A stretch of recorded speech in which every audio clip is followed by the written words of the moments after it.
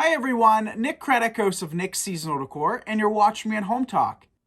So what we have here is an 18-inch styrofoam wreath. You can also be using any of our work forms or box wreaths. So we're not going to need an entire circle. So what we're going to do is actually just take a knife. You want to go slow because you don't want to accidentally snap it. It is quite brittle. So there we go. Oh, look, it broke perfectly. So we'll just snap that side off as well. So what we're going to do now is work in our mesh around the perimeter. So we're going to start with our red mesh, and I'm just going to gather a little length of it. And what we're going to do is we're going to start on one side, doesn't matter what side, and to secure it to the styrofoam, we're just going to take a little pipe cleaner. So we have pipe cleaners in different colors on our website. I'm using green today because I think it's just going to blend in, and you're not going to see it as much as another color. So we're just going to take that, create a little poof. What we can do then is we can come back in with our infamous glue skillet, which is looking a little tattered, and just apply a little bit of hot glue in that pipe cleaner, and that's going to poke right into the styrofoam and keep in place. So we're going to place this piece on the outside.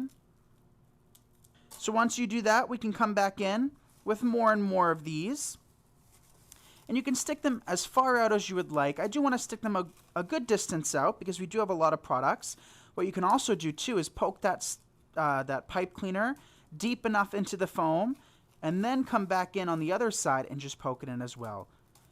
This will keep it in place, but of course hot glue keeps things in for a longer amount of time, but we're not going to be adding any embellishments to this. So essentially that pipe cleaner's only job is to hold that mesh in. And you're going to have leftover mesh of each color. So what you can always do is come back in later on and fill in with more, or save that mesh for another project, because you don't need an entire full roll of mesh for every project. Sometimes you just want a little accent.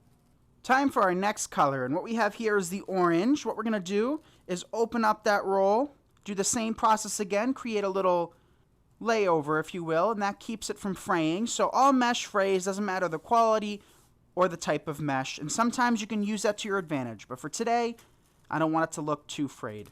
So we're going to just take our pipe cleaners again, and my thought process when creating this rainbow is to gradually get smaller and smaller with each color. That way it's not overpowering the last color we worked in. So just again grabbing a pipe cleaner or a segment of a pipe cleaner and poking it in. You can also just compress it like that to keep it in place. So then we're going to just cut the end off like we did with the red. Not worried about really how it looks, because that's going to be covered up with the clouds. And now we're finished with the orange. So our next color up is yellow. So we're going to scrunch our yellow up. And keep it nice and close, because that's going to save us a little bit of room to come back in with our final colors, which we still have 3 colors left. So we got to make sure that we're not covering up too much of the frame with any particular color at one time. You could also work in a little leprechaun. You can work in some signs. Dollar Store has a selection of St. Patrick's Day signs. You can work in little, artificial pieces of gold, shamrocks, whatever your heart desires. Next up is going to be our green. And our green might be the last color we actually place on the surface of our styrofoam, because we still have 2 colors left. We got the blue and the purple, and that's okay if they're on the inside. And it's also, too, okay, unlike typical wreaths, I usually advise against that, covering the middle portion of your design. But for this, if we create that wall effect, it'll just create a more full rainbow, and it's not going to take that rainbow look away from it. So this mesh has a very light tinsel on it, so it's the next step up above a basic mesh. So it's not the most expensive mesh, but it does have a little bit of shimmer to it. Not glitter, but a little shimmer to it through the tinsel. And this yellow one looks like it doesn't have it, but the tinsel on it is actually either clear or yellow, which is kind of cool.